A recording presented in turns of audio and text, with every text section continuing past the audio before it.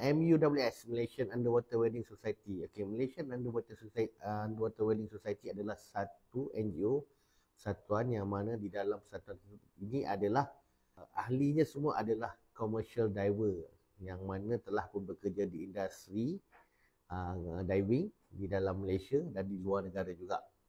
Fungsi MUWS ni adalah untuk menjaga kebajikan diver-diver lah, yang mana kita untuk menjaga dari segi tangga gaji dan juga sekiranya ada program-program penambahbaikan untuk diver dan juga kursus-kursus yang ada, kita boleh salurkan ke dalam satuan MUWS.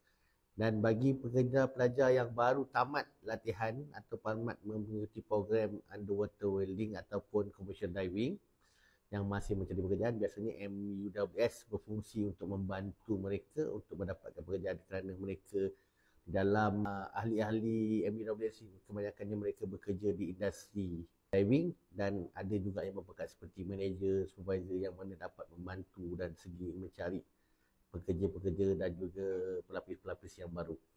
Okey.